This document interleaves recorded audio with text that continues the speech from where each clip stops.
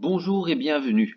Dans cette capsule, on va voir des valeurs trigonométriques particulières, ici celle de 45 degrés. On va se situer dans un triangle rectangle isocèle. Pourquoi un triangle rectangle isocèle?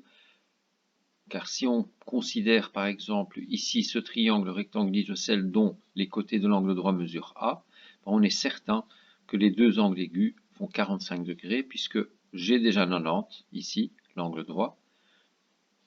Et comme la somme des angles dans un triangle est égale à 180, la somme de ces deux angles doit être égale à 90. Et comme elles ont même amplitude, 90 divisé par 2 égale 45. Dans ce triangle rectangle isocèle, on a besoin de connaître la mesure de la longueur de l'hypoténuse en fonction de A pour pouvoir retrouver toutes les valeurs trigonométriques. Donc, par le théorème de Pythagore, on a a au carré plus a au carré qui est égal à x au carré. Donc 2a au carré est égal à x au carré. Donc la longueur de l'hypoténuse est égale à racine de 2a au carré. On peut extraire la racine de a au carré, c'est a, et donc l'hypoténuse ici vaut a fois racine de 2. Ça c'est une formule générale. Donc si on a 5 cm pour les côtés de l'angle droit, ici ce sera 5 fois racine de 2. Si on avait 7, ce serait 7 fois racine de 2, et ainsi de suite. Donc on va annoter sur notre schéma la longueur de l'hypoténuse qu'on vient de trouver, et ainsi on va pouvoir trouver les valeurs trigonométriques pour n'importe quel triangle rectangle isocèle, puisque les angles aigus font 45 degrés.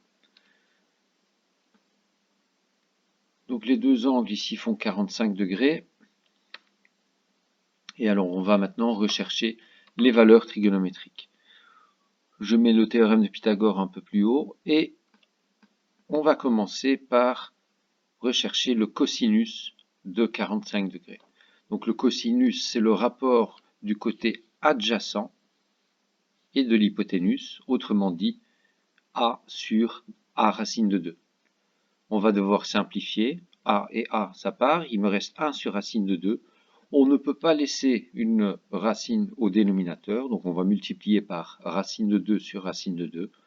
Et là de nouveau, on peut simplifier, racine de 2 fois racine de 2, c'est égal à 2. Et donc le cosinus de 45 vaut racine de 2 sur 2. On met ça de côté, et on va rechercher maintenant le sinus de 45 degrés. Le sinus, c'est le rapport du côté opposé sur l'hypoténuse, et vous constaterez ici que le côté opposé a la même dimension que le côté adjacent, autrement dit a sur a racine de 2. Donc on renote tout ce qu'on vient de noter pour le cosinus, et on trouve que le sinus de 45 est égal à racine de 2 sur 2. Donc cos 45 et sin 45, c'est la même chose. Ensuite, il nous reste à rechercher la tangente de 45. Tangente, c'est le plus facile, c'est le rapport entre le côté opposé et le côté adjacent, et c'est donc A sur A qui est égal à 1. Et donc on va noter ça ici à droite aussi, tangente 45 vaut 1.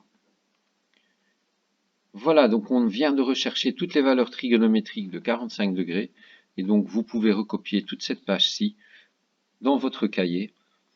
Soit vous mettez pause, soit vous prenez le document qui est sur It's Learning pour recopier cela dans votre cahier. J'espère que ça vous a aidé. Bon courage et bon travail.